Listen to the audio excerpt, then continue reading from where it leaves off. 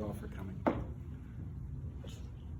wanted to share a couple of the lovely notes that have come in recent days with some wonderful memories of my father. One of them was from a former work colleague named George Modell. Phil was one of the very small handful, perhaps the only one of consultants in the office who welcomed me warmly. He was always friendly, a sympathetic ear, and an available resource as I grappled with my concerns.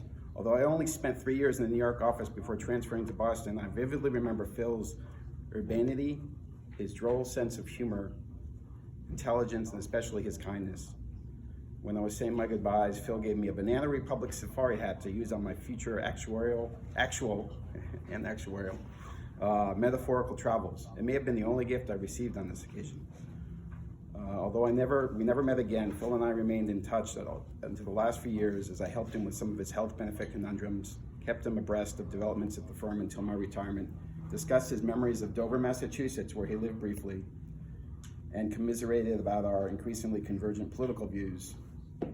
He included me in some of his correspondence with his classmates in the University of Iowa actuarial program, an impressive lot with whom he loyally stayed in touch. Then a lovely note from our former neighbor, Pascal Van Tuldro.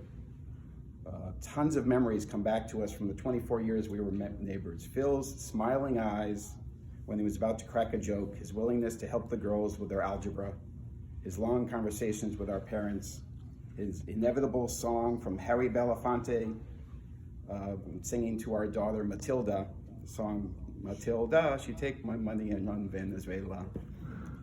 His stories from his time in France with Phyllis, his warm smile whenever we would ring the bell to say hello, his inquiry about our new life in Europe.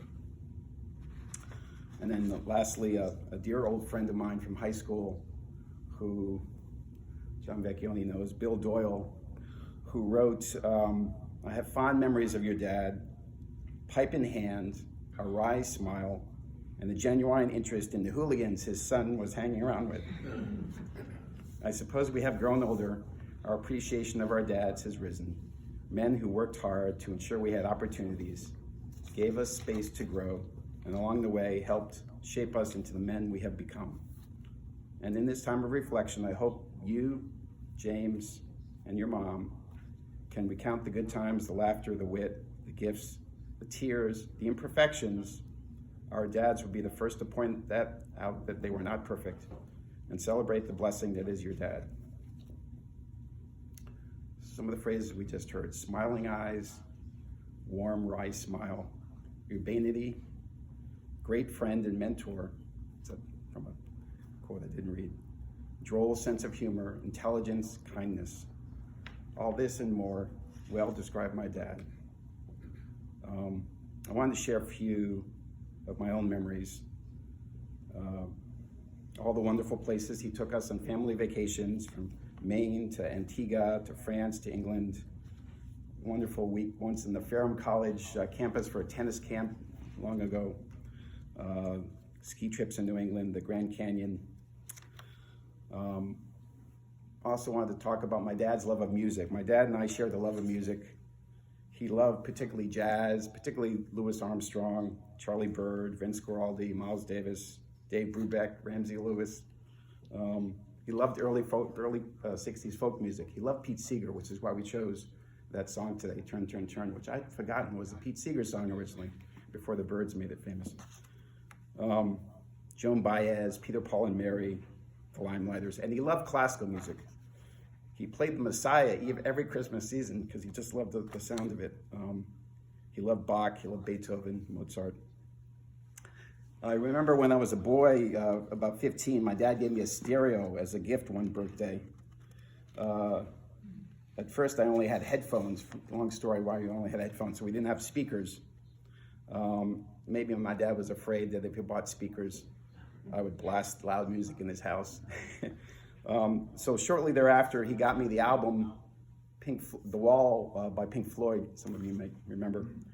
And it was the perfect album to listen to on headphones, as the aural splendors that was Pink Floyd went from ear to ear. I so wanted Dad to hear that music, and I remember how I asked him to come to my room and and we took turns listening to the headphones. And he really loved it, and I was so happy he did. It was really a special bonding moment between us. I also remember the many times Dad would throw around the baseball with me when I was a boy with his old-fashioned baseball mitt that must have been from the 50s that he loved and that he had from when he was, a young man. We had a lot of fond memories around sports. My dad loved baseball. He was a huge Brooklyn Dodgers fan. He used to talk with great passion about his favorite players, Pistol Pete Reiser, Jackie Robinson, Pee Wee Reese, Duke Snider, and he would often go and see them when he was a boy. Perhaps maybe with Rhoda at Ebbets Field. Not me. No, not you? Okay. At Ebbets Field in Brooklyn. His father. When I was a boy, I was a big New York Mets fan. I guess I took over his National League passion once the Dodgers went to LA. At a time in the 70s when they were perennially in last place. I used to watch them on TV, and they were always on when my dad came home from work. And the first thing he said when he walked in is, "Joe, are the Mets losing again?" We had many fond memories of going to many different athletic events, Cosmos soccer games, New York Jets football games at Shea Stadium and Giant Stadium. But the best memory was years later when I was already in college in New York. Dad scored tickets, which when I was a kid, he could never manage to do, but he got great tickets from a work colleague to the 1986 Mets-Red Sox World Series, Game 6. Those of you who know anything about baseball, that was quite a game. The Mets were one out from losing the series. The man behind us was chanting, it was the ninth inning, bottom of the ninth. The man was chanting, "You gotta believe," an old Tug McGraw slogan. And me, I'm nervously hitting my dad, just out of nervousness. He's right next to me, and we don't know what's gonna happen. And all of a sudden, and I'm saying, they can do this. And then the famous baseball through the legs of Bill Buckner, the first baseman. And I don't know, they ended up winning the game a few minutes later. Came from behind, we won, and subsequently won the series. For years later, Dad would remind me that I was so happy when they won, hugging him, slapping him on the back and shoulders. It was another really, and we talked about that moment over and over again for years to come. A real father-son bonding moment. Just a couple more memories. As a boy, I cherished our early morning bike rides to Todd's Point Beach, right past Charlotte Dempsey's house, to see the sunrise early in the morning. And then we'd right out there, watch the sunrise, right back into Old Greenwich, go to, I think at Curie's Deli, to get early morning hot donuts, eat those warm donuts together and talk about our morning. It was a really special moment. About 6 months before Dad died, he gave me a call.